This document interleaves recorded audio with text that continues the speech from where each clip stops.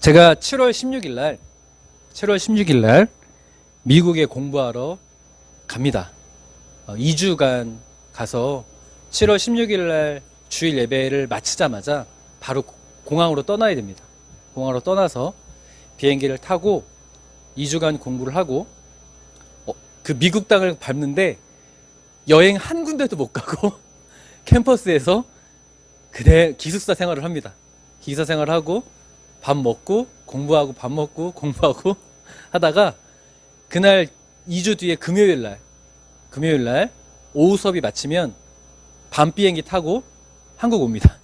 한국 오면 주일 새벽 4시 20분 되더라고요. 새벽 4시 20분 되면 그대로 이제 집으로 갔다가 양복으로 갈아입고 주일 와서 주일 성수, 주일 예배 인도하려고 합니다. 참 이 고단한 여정이지만 제가 그 미국을 참 스케줄이 빡빡하잖아요. 제가 그럼에도 불구하고 미국을 가고 싶을까요? 안 가고 싶을까요?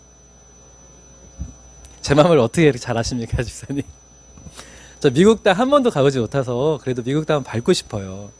그런데 그 미국을 가는데 제가 관광 비자로 가는 것이 아니라 학생 비자로 가게 됩니다. 왜냐하면 그것도 디민 과정이라고 해서 유학 코스이기 때문에 그렇게 들어가려면 학생 비자를 발급받아야 돼요. 그런데 학생 비자를 발급받기가 굉장히 까다롭습니다. 관광 비자를 발급받는 건 그렇게 어렵지 않아요. 그러나 학생 비자를 발급받는 것은 미국 대사관에서 쉽게 통과를 시켜주지 않습니다. 그래서 클라이먼트 교수님께서 5월 29일 날 지난 월요일이죠. 이번 주 월요일이었는데 저희 학생들을 다 불러 모았습니다. 이 줌이라는 그 화상 회의를 통해서 저희 학생들을 다 불러 모았고 비자 발급 요령부터 미국 영사가 인터뷰를 할 때에 어떻게 미국 영어로 답변을 해야 되는지에 대해서 시뮬레이션을 했습니다. 교수님이 영어로 질문을 하면 저희는 영어로 대답을 하는 이런 식으로 질문을 했는데 질의응답을 했는데 너무너무나 힘들었어요. 2시간 반 정도의 그런 시간을 가졌습니다. 저는 제가 예전에 신혼여행을 하와이를 갔었는데 그때 갔었을 때 관광 비자로 갔었기 때문에 쉽지 않게 갔다 왔어요.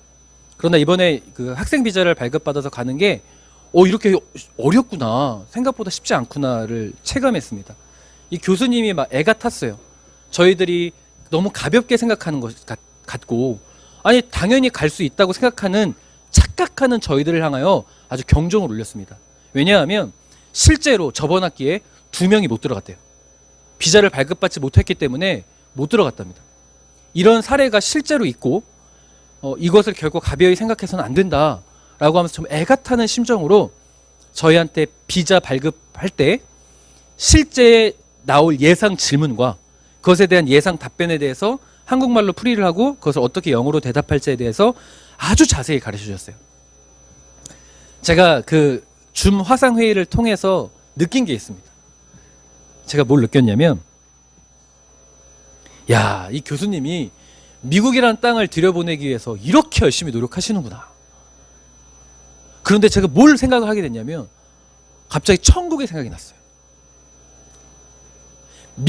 고작 미국이라는 땅을 데려가기 위해서 저도 가고 싶을 뿐더러 그 미국이라는 땅을 데려가기 위해서 정말 애쓰고 있었어요.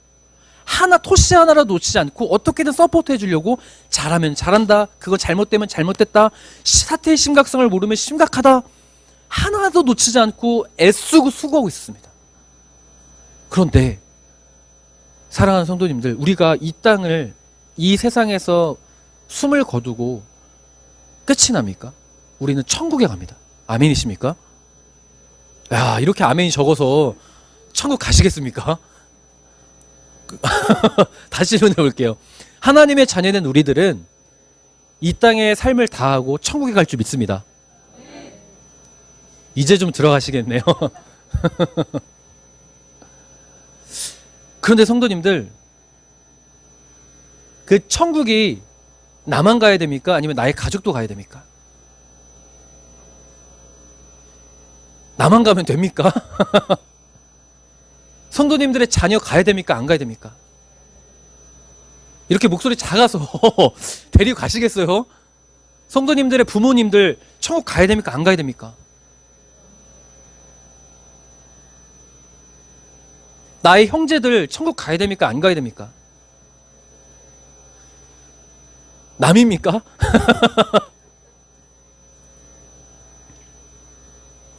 우리가 천국에 가야 될 걸 알아요. 그런데 우리는 본능적으로 나의 사랑하는 가족들이 나와 함께 천국에 가길 원합니다. 동의하십니까? 그럼요, 성도님들, 질문해 볼게요.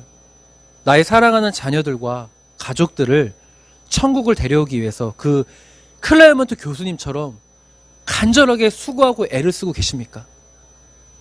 제가 그런 생각이 들었던 거예요. 제가 우리 사랑하는 성도님들,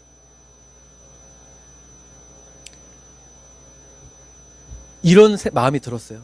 바짓가랑이라도 붙들어서라도 교회 빠지시거나 그 믿음의 고백이 없으면 내가 어떻게든 바짓가랑이 붙잡아서라도 내가 천국 데려가야 되겠다. 성도님들, 천국에 들어가기 위한 조건이 뭘까요?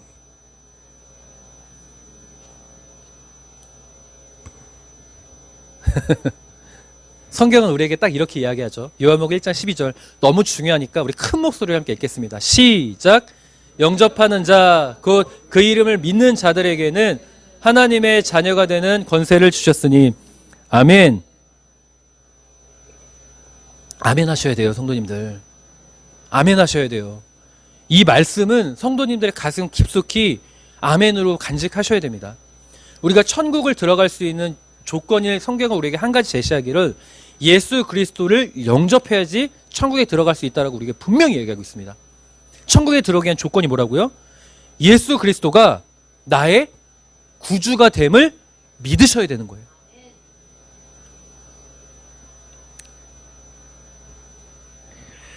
이 말씀은요, 우리 기독교 신앙의 가장 핵심입니다. 본질 중에 본질이에요.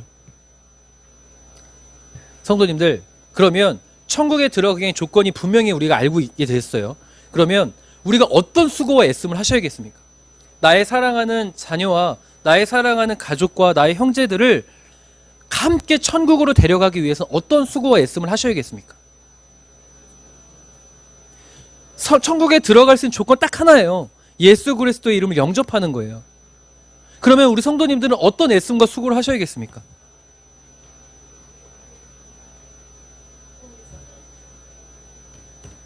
복음을 전합니까?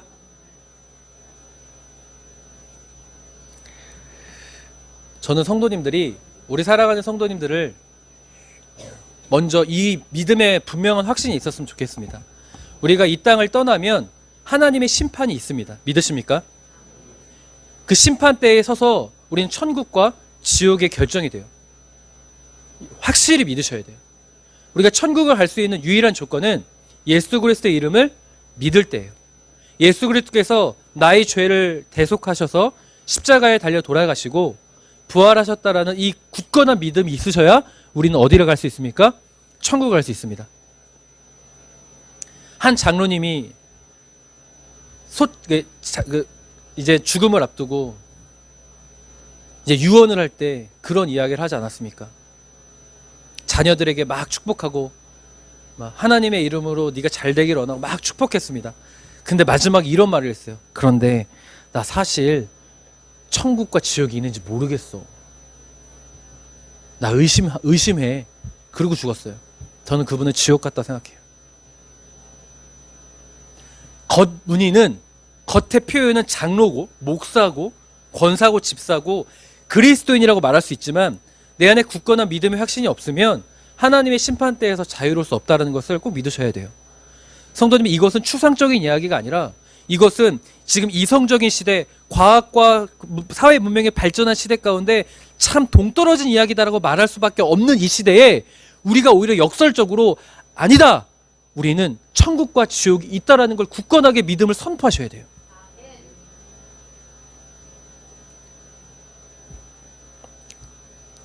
먼저 우리 안에 천국에 대한 확신이 있어야 됩니다. 자, 그러면 성도님들, 그 나의 자녀들과 나의 가족과 나의 형제들을 천국으로 함께 데려가야 되지 않겠습니까? 그들을 지옥으로 보내실 건가요? 제가 이런 고백을 한 이유가 무엇이냐면, 성도님들, 제가 지난주 주일 오후 예배 때 성도님들과 함께 웨슬리 집회를 다녀왔습니다. 저는 우리 성도님들이 다 같이 가셨으면 좋았을 거라 생각이 들어요. 제가 가서 굉장히 은혜 받고 왔습니다.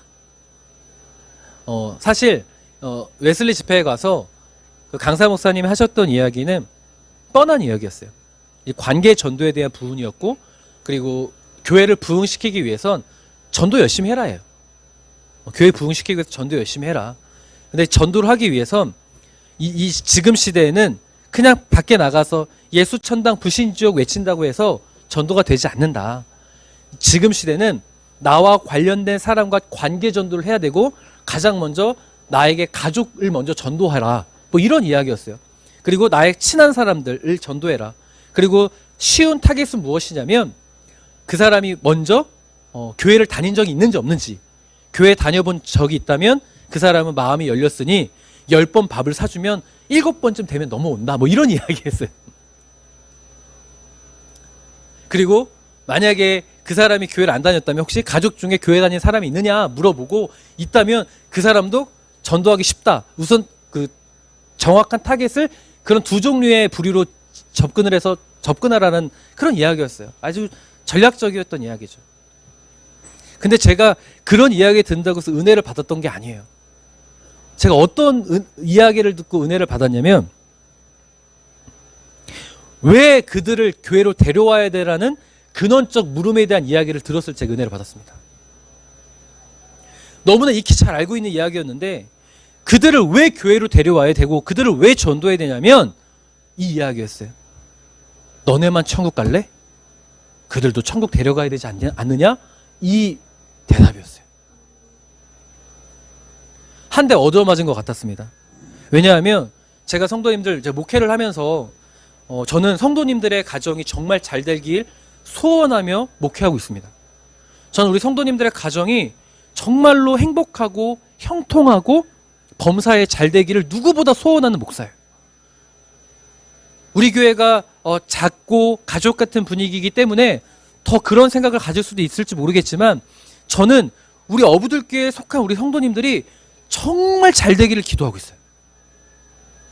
그런데 그날 이 이야기를 들으면서 한 대 얻어맞은 것 같았습니다.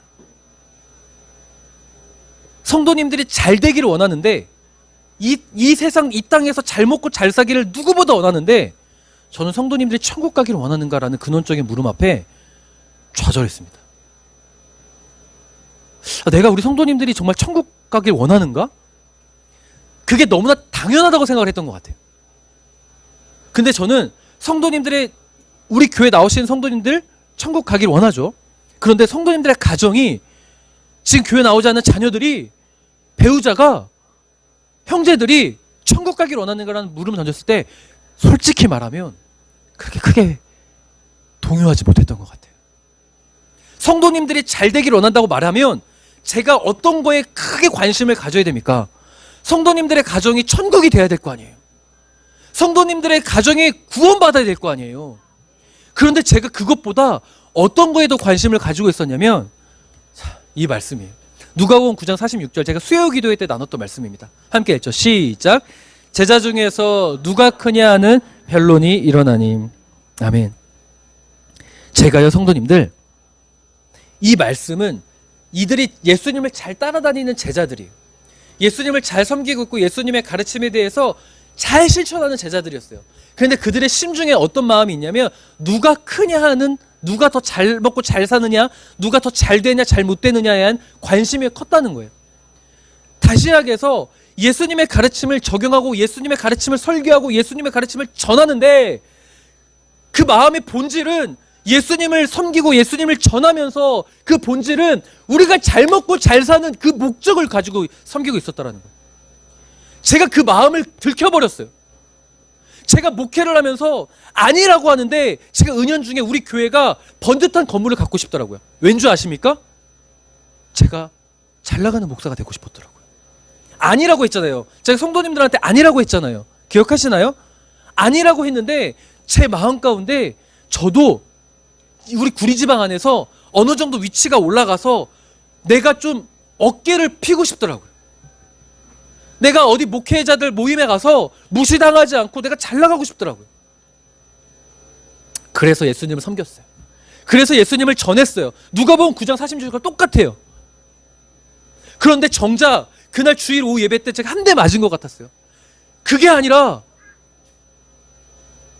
내가 관심 가져야 될 거는 우리 성도님들이 천국 가는 거, 우리 성도님들 가족이 천국 보내는 거, 그걸 관심 가져야 되는데 저도 모르게 예수님을 섬긴다고 하고 예수님을 전한다고 하면서 누가 잘 먹고 잘 사는가, 저부터 잘 먹고 잘 사는 거에 관심을 가지고 있었던 거예요.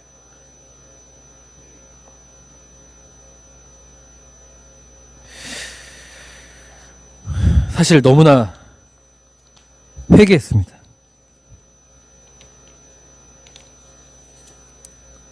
제가 성도님들과 함께 천국 백성 되고 하나님의 심판대 앞에서 지옥 가지 않고 우리가 굳건한 믿음 가지고 함께 천국 가고 성도님들의 가정 구성원 모두를 함께 천국 가게 하는 거, 그게 목회의 가장 큰 목적이 아니라 건강한 공동체를 꿈꾼다고 바른 길을 가겠다고 하면서 저의 목회의 목적은 우리 성도님들 잘 먹고 잘 살게 하는 게 목적이었어요. 저의 목적은 제가 유명한 목회자가 되고 싶은 게 아니라고 하면서 여기 이 욕망 가운데 숨겨져 있었어요. 그걸 깨달았습니다. 마태복음 26장 8절을 보면 제자들이 보고 분개하여 이르되 무슨 의도로 이것을 허비하느냐라는 말씀이 있어요. 향유를 한 여인이 가져와서 예수님의 머리에 붓습니다. 그걸 보고 그 비싼 향유를 이렇게 쓸데없이 허비하느라고 제자들이 맹 비난을 하죠. 그 여인을 향하여.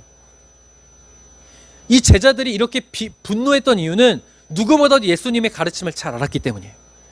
예수님은요, 어려운 자들을 어떻게 대하라고 했죠? 가난한 자들을 어떻게 대하라고 했죠? 도우라고 했어요. 도우라고 했어요. 그러면 계산적으로 보면 이걸 팔아서 가난한 자들을 돕는 게 더 예수님의 가르침에 부합됩니다. 그런데 제자들이 놓치고 있는 게 있어요. 제자들은 예수님의 가르침을 다 어떤 형식으로 보고 있냐면 이 세상에 먹고 사는 문제를 보고 있는 거예요. 제가 그랬어요. 목회를 하면서 축복을 다, 우리 성도님의 축복이 이 세상에 잘 먹고 잘 사는 게 축복이라고 가르쳤어요. 진짜 축복이 뭔지 아십니까, 성도님들? 성도님들의 가정이 다 구원받는 거예요. 진짜 축복이 뭔지 아십니까? 우리 모두 천국에서 만나는 거예요.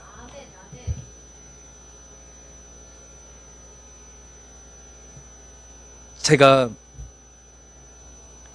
이렇게 허비하느냐 말을 하는 제자들의 모습임을 솔직하게 고백했던 게, 저는 예전 목사님들의 가르침을 참 싫어했습니다.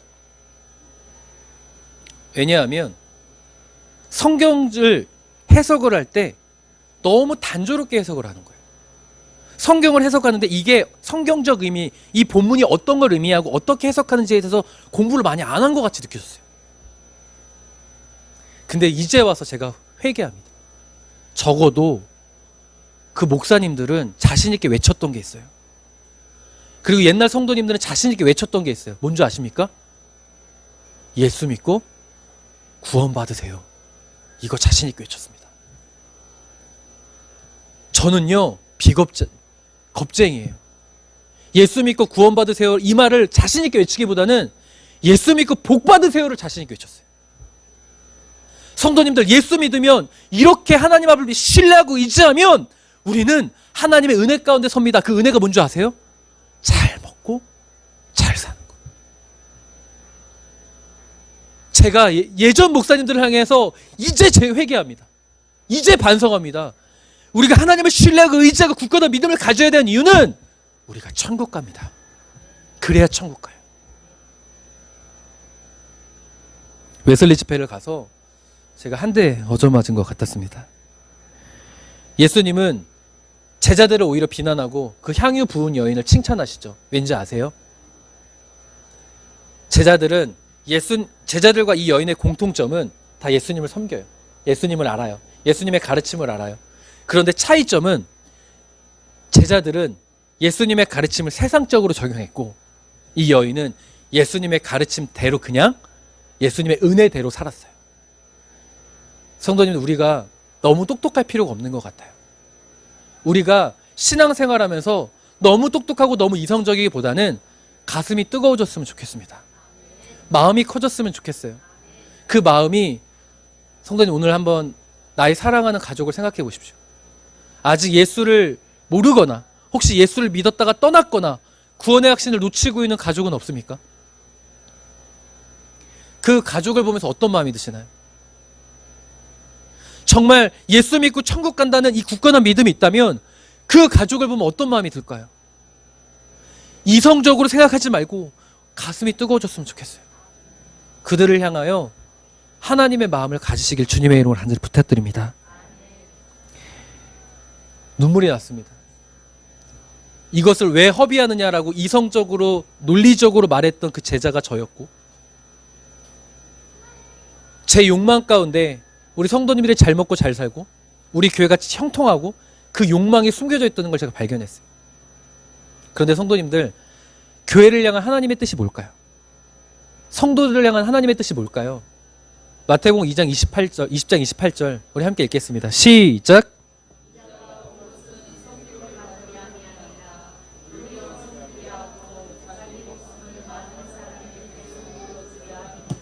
아멘. 예수님이 이 땅에 오신 이유는 아주 간단해요. 우리를 구원하기 위함입니다. 우리의 죄를 사하셔서 우리를 천국으로 데려가기 위하셔서요. 그래서 자기 목숨을 내놓으셨어요. 예수님의 뜻은 간단해요. 모든 사람이 예수님을 믿어서 천국 백성 되게 하는 것이 예수님의 뜻입니다.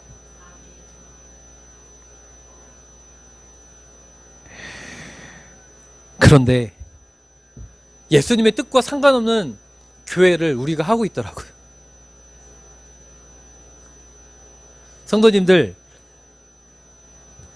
제가 추영호 원사님한테 항상 칭찬받는 게 있어요. 이제 추영호 원사님 큰 교회 계시다가 오셨잖아요. 그러면 우리 어부들 교회는 참 가족 같은 분위기고 너무나 좋다. 저도 동의합니다. 저 우리 성도님들 한 분 한 분 너무 감사해요. 진짜 누가 시키지 않아도 창립주일이라고 막 우산 누가 삽니까? 그런 거 누가 준비해줘요? 수건 같은 거 헌신하는 거예요. 그러니까 마음대로 헌신하시고 또 고기 헌신하시고 또 지지난주 여기 꽃 이쁘게 또 마음의 감동이시니까 또 헌신하시고, 누가 시키지 않아도 막 과자 바들바들 싸갖고 갖고 같이 나눠 먹고 과일 싸가지고 누가 그래요? 교회에서 우리 성도님들이 그만큼 교회를 사랑하고 이런 함께 신앙생활하는 기쁨을 누리고 있다고 저는 믿습니다. 아멘입니까? 저만 그렇게 생각하는 건 아니죠. 나름 행복한 공동체를 꿈꾸고 있다 생각했는데, 제가 성도님들 여기서 솔직하게 반성할게요.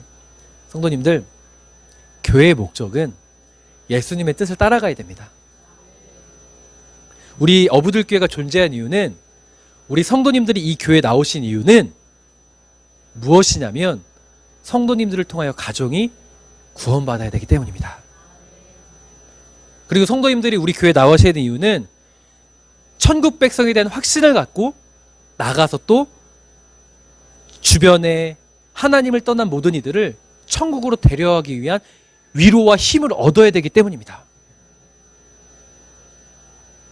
그런데 물론 우리가 이 땅에서 형통하고 또 물질적인 풍요로움과 건강의 풍요로움을 누리는 것 하나님의 뜻이에요. 뜻이라고 저는 믿습니다. 그 기도도 당연히 해야 되지만 우리가 반드시 놓치지 말아야 될 것이 있다면 하나님의 뜻을 위한 기도를 절대로 놓쳐서는 안 된다고 저는 믿습니다. 제가 수요기도회 때 이 말씀을 사실 전했어요. 근데 이거 또 반복해서 하는 이유는 너무 중요하기 때문입니다. 수요기도회 때 삼손에 대한 이야기를 했습니다. 성도님들, 삼손 하면 떠오르는 이미지가 뭔가요? 삼손, 머리! 좋습니다. 또 삼손이요, 힘이 셉니다. 왜 힘이 셉니까? 머리입니까? 삼손이 사사기 15장을 보면은요, 블레셋 1000명의 군사를 무찌르는 놀라운 사건이 나옵니다. 근데 블레셋 1000명의 군사를 무찌를 때 삼손이 사용했던 무기가 있어요. 그 무기가 뭔지 아십니까? 나귀 턱뼈입니다. 이 나귀 턱뼈 하나로 무려 1000명을 죽였어요. 성도님들, 나귀 턱뼈 하나로 1000명을 죽였다면 그게 별 볼 일 없는 무기라 할지라도 만약 블레셋 사람들이 그 나귀 턱뼈를 보면 어떤 마음을 느끼겠습니까? 두렵고 공포스러운 마음을 느끼겠죠. 자, 그러면 삼손 입장에선 그 나귀 턱뼈를 어떻게 보관해야 됩니까? 어떻게 가져야 됩니까? 1000명을 무찔렀던 이 나귀 턱뼈를 어떻게 대해야 됩니까? 잘 보관해야 되지 않겠습니까? 왜요? 전쟁이 날 때마다, 블레셋과 전쟁이 날 때마다 뭘 가지고 나가면 돼요? 나귀 턱뼈 가지고 나가면 블레셋 군인들은 어떻게 할까요? 어떻게 느낄까요? 삼손에 대해서 그렇죠, 굉장히 두려움을 느끼겠죠. 전쟁을 치르기도 전에도 벌써 사기가 꺾일 수밖에 없습니다. 자, 그러면 성도님들이 삼손이라면 나귀 턱뼈를 어떻게 하시겠어요? 네? 소중히 잘 보관한다. 아, 감사합니다. 우리 박정수 집사님과 이기나 집사님은 일맥상통하시는군요. 소중히 잘 보관하신다고 했어요. 자, 그런데 삼손이 어떻게 했냐면 사사기 15장 17절 전반절 함께 읽겠습니다. 시작.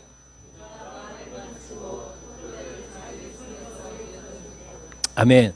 나귀 턱뼈를 어떻게 했답니까? 내던졌습니다. 잘 보관하고 소중히 보관하는 것이 아니라 내던졌습니다. 왜일까요? 아니, 이거 가지고 있으면 블레셋과 전쟁을 할 때 쉽잖아요. 앞으로 내가 이 세상 살아갈 때 이거 가지고 있으면 잘 먹고 잘 살 수 있잖아요. 내가 이거 가지고 있으면 누가 다 무시 못 하잖아요. 내가 이 나귀 턱뼈 가지고 있으면 어디를 가서는 큰 소리 칠 수 있잖아요. 그런데 내던졌습니다. 왜일까요?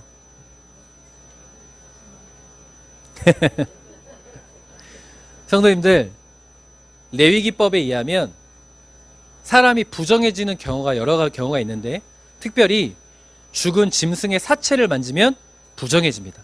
그래서 제가 예전 사도행전 설교를 할 때 무두장의 시몬의 집에 대해 설교를 할 때 혹시 기억하실 거예요. 무두장의 시몬은 죽은 짐승의 사체를 가지고 무엇을 만들었죠? 가죽을 만들었죠. 그렇기 때문에 그 무두장의 시몬은 부정하다고 하여서 같은 마을에 살지 못하고 저기 멀리 해변가에 살았던 무두장의 시몬을 기억하실 겁니다. 사람들은, 이스라엘 유대인들은 죽은 사체를 만지는 건 부정하다고 여겼기 때문에 그 죽은 사체로부터 비롯된 나귀 턱뼈를 만지면 부정하다고 여길 수밖에 없습니다. 그래서 삼손은 그것을 과감히 던졌습니다. 성도님들, 이게 설령 하나님 말씀으로도 부정하다고 여겨도 나한테 큰 이익을 줘요. 내가 잘 먹고 잘 살고 돼요. 이거 가지고 있으면 내가 끊임없이 돈이 들어와요. 그럼 쉽게 놓을 수 있습니까? 대답 못 하실 줄 알았습니다. 아니, 내가 이거 가지면 하나님 말씀과 좀 어겨져요. 양심에 찔리는데 이거 가지고 있으면 내가 이 방법 쓰면은 큰 돈을 벌어요. 그러면 그 나귀 턱뼈 놓을 수 있는 사람 몇이나 되겠습니까? 몇이나 되겠어요. 솔직해지자고요. 놓기 쉽지 않아요. 그런데 나귀 턱뼈를 삼손은 던져버렸습니다. 이 말은 뭐예요? 버렸다는 뜻이에요. 이 말은 다시 적용해 볼까요? 삼손은 하나님의 뜻과 하나님의 말씀을 더 우선했다는 거예요. 그런데 삼손이 넘어진 경우가 있었죠. 사사기 딱 16장 한 장 넘어가면요, 삼손을 유혹한 유명한 여자가 나옵니다. 혹시 누군지 아십니까? 세 글자입니다. 디귿으로 시작해요. 드보라! 야, 박수 한번 주세요.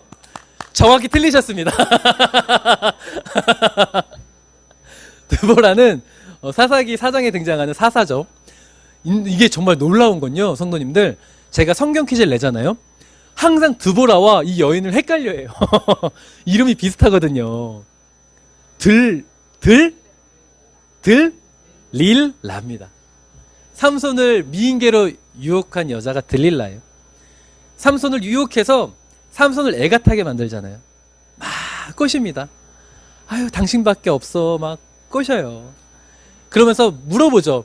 삼손에게, 아유, 당신의 힘의 근원이 어디야? 그랬더니 삼손이 절대 말할 수 없다고 해요. 나는 말할 수 없어. 말할 수 없어. 근데 삼손이 나중에 말하죠. 자신의 힘의 근원이 어디서 나온다고 해요? 계속 유혹하니까 머리카락에서 나온다고 해요. 성도님들 잘 보세요. 나귀턱뼈를 던졌다는 건 또 어떤 걸 의미하냐면 이 1000명의 군사를 무찌렀던 이 전쟁은, 기적과 같은 전쟁은 나의 힘, 내가 어떤 힘의 능력을 가지고 했다? 이게 아니라 하나님의 은혜로 난 전쟁을 치렀다는 걸 믿음의 고백이에요. 나에게는 힘의 원천은 내 힘이 나부터 나오는 것이 아니라, 나의 어디서부터 근원된 것이 아니라, 나의 힘은 누구로부터 비롯된 것이다? 하나님으로부터 비롯된 믿음의 고백이에요. 그런데 들릴라한테 뭐라고 고백합니까? 머리카락으로부터 비롯됐다고 하죠. 이 말은 뭐예요, 성도님들? 사실 모순적인 거예요. 굉장히 모순적인 이야기입니다. 왜냐하면 사사기 16장 후반절로 가면 삼손의 머리카락이 다시 자란다는 표현이 나와요. 포로로 끌려갔을 때. 그런데 머리카락이 자랐는데 삼손이 힘을 발휘합니까? 못 발휘합니까? 전혀 발휘하지 못해요. 삼손이 힘을 발휘하는 마지막 순간은 하나님께 기도하고 하나님의 은혜를 구할 때였어요. 다시약에서 삼손의 힘의 근원은 나귀턱뼈를 던질 때예요. 나의 힘의 근원이 어디에 있다? 나귀턱뼈에 있다, 머리카락에 있다. 자꾸만 세상적인 어떤 거에 의지하는 이때가 아니라 나귀턱뼈를 던질 때 삼손은 하나님의 은혜와 기적 가운데 씁니다. 그런데 삼손이 나귀턱뼈를 던졌던 인생에서 나귀턱뼈를 붙잡았던 게 바로 들릴라의 사건이에요. 머리카락이다 라고 말할 때 삼손의 인생이 어떻게 됐죠? 블레셋 포로가 됩니다. 두 눈이 뽑혔어요. 근데 삼손이 회복되는 사건이 언제입니까? 머리카락이 자랐는데, 방금 말씀드렸던 것처럼 머리카락이 자랐는데 뭐라고 기도해요? 사사기 16장에 하나님 한 번만 절 도와주십시오. 하나님 한 번만 구합니다. 하나님의 은혜를 한 번만 더 주십시오. 내가 저들을 죽이고 싶습니다. 그러니까 하나님께서 어떻게 하셨죠? 은혜를 주시는데, 말씀 읽겠습니다. 16장 30절 시작.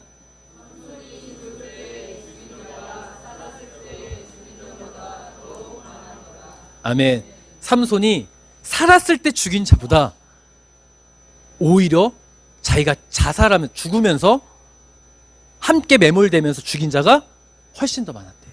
이 말은 뭐예요? 삼손은 모든 힘의 근원은 하나님의 은혜였다는 거예요. 다시약에서 나귀턱뼈를 머리카락이 자라서 머리카락을 다시 붙잡는 게 아니라 또 나귀턱뼈를 던지는 것과 같은 믿음의 고백을 할 때 삼손에겐 하나님의 은혜가 있었다는 걸 성경은 말하고 있습니다.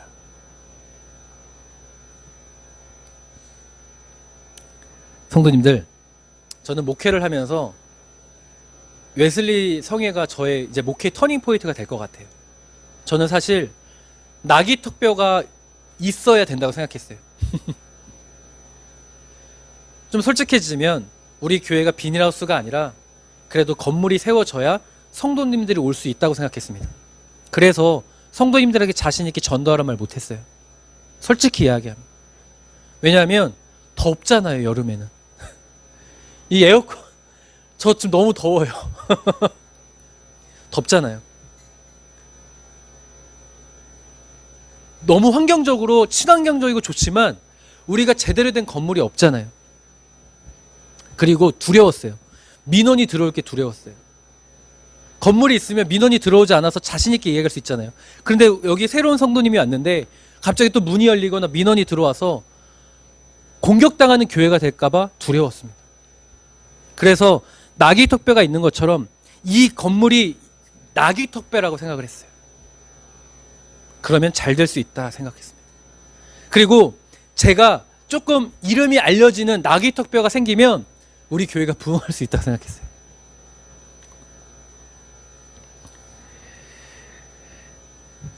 그런데 성도님들, 하나님의 은혜는 나귀턱뼈를 던질 때 시작된다는 것을 저와 함께 믿음으로 고백할 수 있었으면 좋겠습니다.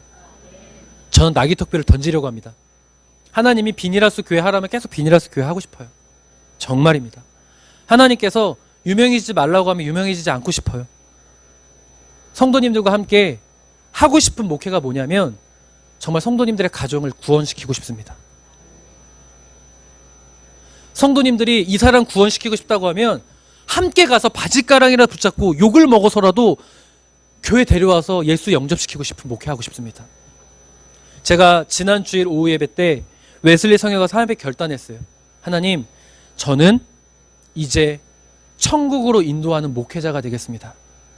저는 제가 유명해지거나 제 이름이 알려지는 목회를 하는 욕망을 드러내고 거룩한 포장지로 감싸면서 아닌 척하는 그런 목회자가 아니라 이제 정말 그런 거 다 내려놓고 우리 성도님들 가족과 형제와 이웃을 그 기도 제목 이름표 내면 그 사람이 함께 기도하면서 함께 전도하고, 그 사람 전도한 이유는 우리 교회 성도 채우려고. 아까 남석희 집사님이 2025년도 100명의 사람이 채워진다고 했는데 그 100명이 채워진다면 다 천국 백성 되는 역사가 있었으면 좋겠습니다. 우리 교회 사람 많아지는 목적이 아니라 많아져야 된다면 함께 천국 가야 되기 때문에 많아졌으면 좋겠어요. 그런 목회를 하기로 결단했습니다. 그래서 오늘 성도님들 앞에 이 설교를 하는 거예요.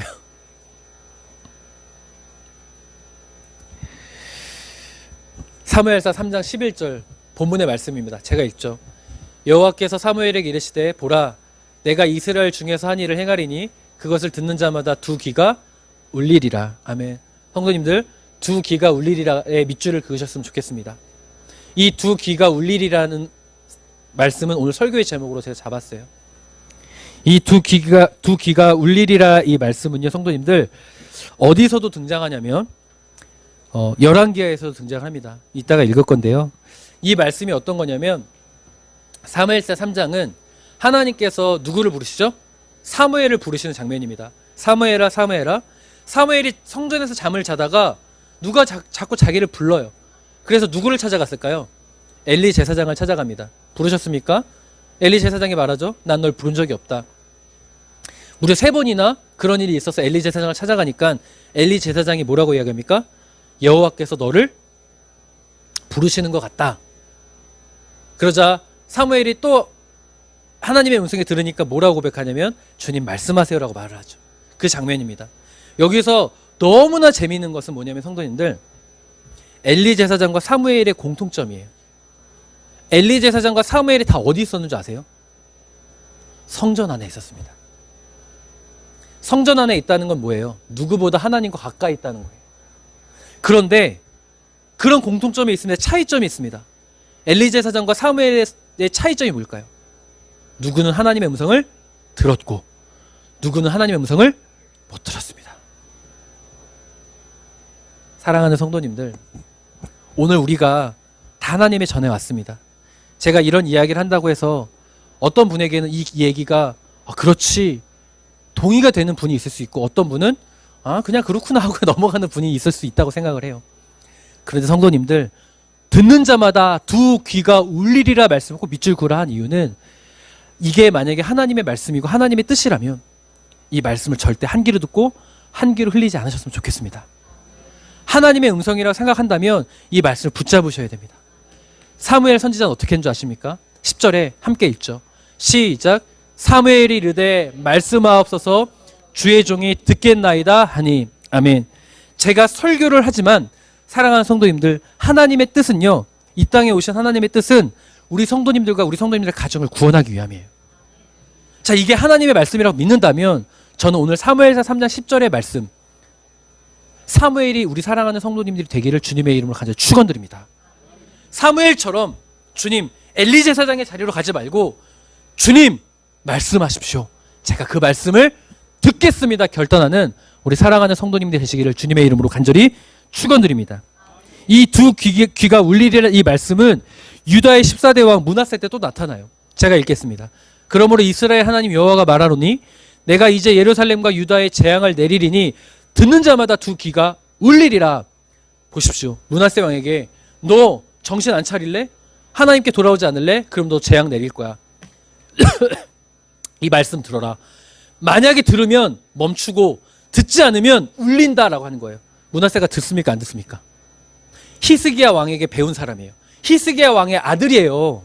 그런데 므낫세가 아버지의 길을 따르지 않고 자기 멋대로 세상적 길을 따릅니다. 하나님의 말씀을 듣지 않고 세상 이야기를 들어요. 엘리 제사장이 왜 하나님 음성 못 듣는 줄 아십니까? 사무엘 3장에 그의 아들 홈니와 비나스를 보면 알아요. 홈니와 비나스가 성전에 있으면서 무엇을 추구했죠? 물질을 추구했고 욕심을 추구하고 세상 먹고 사는 형통을 추구했어요. 엘리 제사장도 그것을 방관했죠. 똑같다라는 거예요. 엘리 제사장은 그런 목회를 했던 거예요. 그러니까 안 들린 거예요, 하나님의 음성이. 근데 사무엘은요, 하나님의 말씀을 듣겠다고 하잖아요. 그러니까 하나님의 음성을 들은 거예요. 향유를 부은 여인이 왜 하나님께 칭찬을 받을까요? 하나님의 은혜를 아는 거예요. 하나님의 음성을 순수하게 들은 거예요. 사랑하는 성도님들, 세상 이야기에만 듣는 두기는 심판대에서 자유롭지 못합니다. 그렇지만 우리가 하나님의 음성을 듣는 두 귀는 우리를 통하여 우리 사랑하는 성도님들의 가정이 천국이 되는 기적을 임하게 될 줄 믿습니다.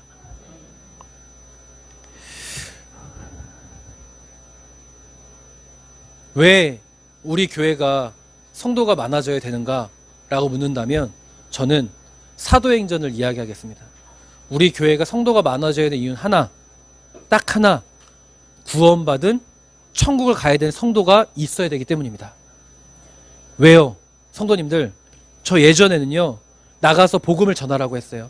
복음 전하면 우리 교회 아니어도 상관없다고, 나가서 다른 교회 가도 되니까 예수를 전하라고 했습니다. 그런데 성도님들, 그 말 정정하겠습니다. 우리 교회로 데려오십시오. 왜냐하면 성도님들, 제가 지난주에 오후 예배 때 굉장히 공감했어요. 성도님들, 씨를 뿌렸어요. 농부가 씨를 뿌렸는데 그 씨를 뿌린다고 그 씨가 싹을 트고 자랍니까? 그 씨가 자라려면 어떻게 해야 돼요? 물 주고 풀 뽑고, 끝입니까? 거름 주고, 끝입니까? 사랑한다고 말도 해주고, 잘 자라려면 사랑한다고 말도 해주고, 관심과 사랑을 줘야 돼요. 성도님들, 다른 교회 가라고 했어요. 그러면 그 사람이 관심과 사랑을 받을지 안 받을지는 확실하지 않아요. 근데 적어도 우리 어부들 교회는 이제 우리 천국 보내야 되니까 관심과 사랑 줄 거예요.